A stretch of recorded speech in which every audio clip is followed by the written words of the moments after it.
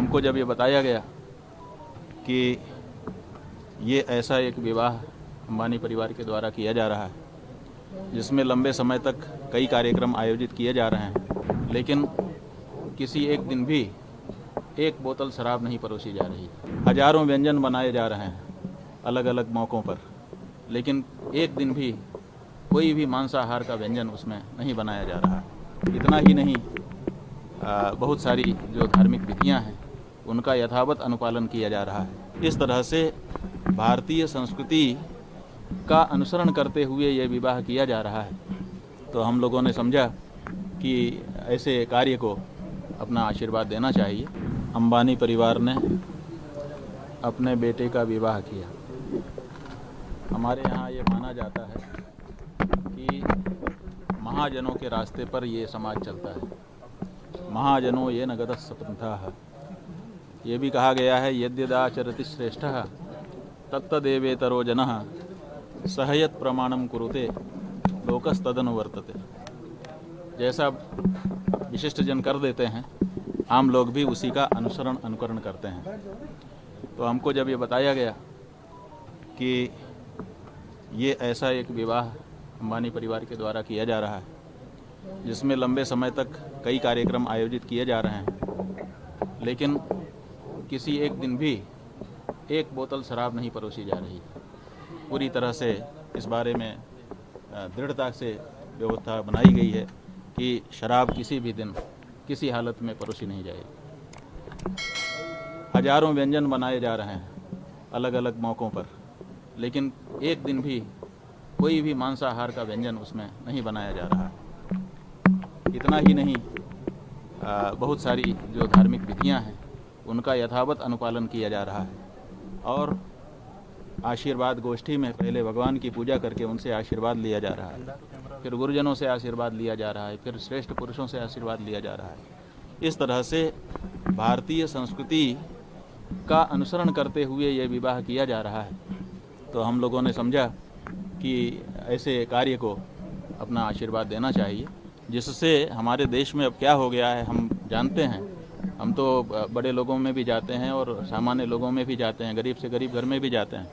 हमको पता है आज परिस्थिति ये है कि विवाह का आयोजन करने पर बाराती ही नहीं आते, कह देते हैं कि हमारे लिए क्या व्यवस्था है, अमुक चीज़ की व्यवस्था है कि नहीं। हमारे पास लोग आते हैं रोते हुए कि हम शराब नहीं परोसना चाहते, लेकिन बारातियों की मांग है, महाराज जी हम क्या करें। वो कह रहे हैं कि हम आएंगे ही नहीं, हमारे लिए क्या व्यवस्था है। और अगर व्यवस्था ना करो तो वापस नाराज होकर चले जाते हैं। तो जहाँ देश में ऐसी परिस्थिति बन गई हो कि कोई भी उत्सव बिना शराब के न तो शुरू होता हो न तो पूरा होता हो, वहाँ पर इतना बड़ा आयोजन एक व्यक्ति ने करके दिखा दिया जिसमें शराब नहीं परोसी, जिसमें मांसाहार नहीं परोसा। तो ये एक बहुत अच्छा कार्य हम लोगों को लगा। तो हम लोगों ने समझा कि जा करके इनको आशीर्वाद करना चाहिए, और उन्होंने बड़ी श्रद्धा से बुलाया था और मर्यादा रखते हुए सब निभाया भी। स्वामी जी, अखिल भारतीय संत समिति ये आरोप लगाई है कि संतों को शादी विवाह में नहीं जाना चाहिए, इसमें क्या कहेंगे आप? देखिए, शादी विवाह क्या है पहले ये समझना पड़ेगा। ये जो शब्द बोल रहे हो आप ना, अगर ये उन्हीं के द्वारा कहा गया, संत समिति के किसी व्यक्ति के द्वारा कहा गया शब्द है तो हमारी आपत्ति है। हमारे यहाँ शादी होती ही नहीं है। शादी शब्द ही हमारे हिंदुओं का नहीं है, हमारे यहाँ विवाह शब्द है। तो शादी का तो सवाल ही नहीं है हिंदू में।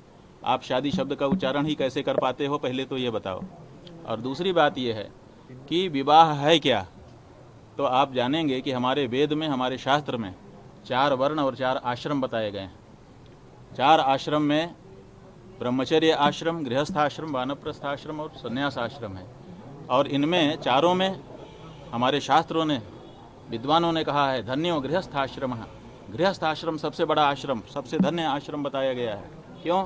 क्योंकि बाकी के जो 3 आश्रम हैं वो भी गृहस्थ आश्रम पर ही निर्भर करते हैं। ब्रह्मचारी के पास कोई उत्पादन नहीं है, वो गृहस्थ आश्रम से ही स्वयं उत्पन्न होता है और गृहस्थ आश्रम से ही उसको खाने पीने को मिलता है, पालन पोषण होता है। इसी तरह से वानप्रस्थ और सन्यासी भी अपने पास कुछ नहीं रखता है, जब उसको भूख लगती है तो गृहस्थ आश्रम के पास जाना पड़ता है। हमारे गुरुजी महाराज कहा करते थे, हम लोग सन्यासी हैं, 23.5 घंटे के शहंशाह हैं।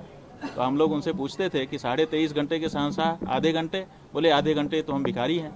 जब हमको भूख लगती है, उसके पहले जब तक भूख नहीं है तब तक तो हम त्याग में, तपस्या में और साधना में लीन रहते हैं। लेकिन जब भूख लगती है तो किसी न किसी गृहस्थ के दरवाजे जा कर के हमको भी भिक्षा याचना करनी पड़ती है और उस समय हम भिक्षुक हो जाते हैं। तो ऐसी परिस्थिति में जो गृहस्थ आश्रम है, उस गृहस्थ आश्रम को अगर हम बल नहीं देंगे तो कौन बल देगा?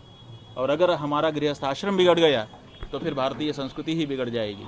इसलिए गृहस्थ आश्रम की इस तरह से अवहेलना न की जाए और ये ना कहा जाए कि गृहस्थ आश्रम में किसी को आशीर्वाद देने के लिए नहीं जाना चाहिए। और ऐसा कोई वाक्य कहीं अपने शास्त्रों में उपलब्ध नहीं होता है। और हमारे जो पूर्व पुरुष हैं, उन पूर्व पुरुषों में पुरी के शंकराचार्य पूज्यपाद निश्चलानंद निरंजन देव तीर्थ जी महाराज का अभी चित्र हमारे पास आया है। इनके पास किसी भक्त ने भेजा है, उसके विवाह में स्वयं वो गए थे।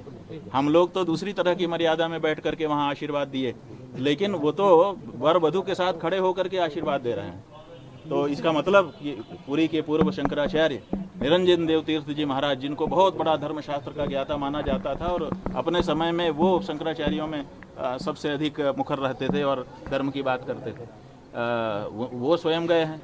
धर्म सम्राट स्वामी करपात्री जी महाराज के बारे में अनेक लोगों ने बताया कि वो हमारे विवाह में आकर के हमको आशीर्वाद दिए थे। स्वयं इस समय दूसरे जो शंकराचार्य हैं, पुरी के शंकराचार्य जी महाराज, उनके बारे में लोगों ने बताया, फोटो भेजा हमारे पास कि वो हमारे विवाह में आकर के हमको आशीर्वाद दे करके गए हैं। तो ये जो हमारे पूर्व पुरुष हैं, पूजनीय पुरुष हैं, ये विवाह में जा करके और आशीर्वाद देते रहे हैं। क्यों देते रहे हैं? क्योंकि ये जानते हैं कि गृहस्थ आश्रम अगर बिगड़ गया तो सारे आश्रम बिगड़ जाएंगे।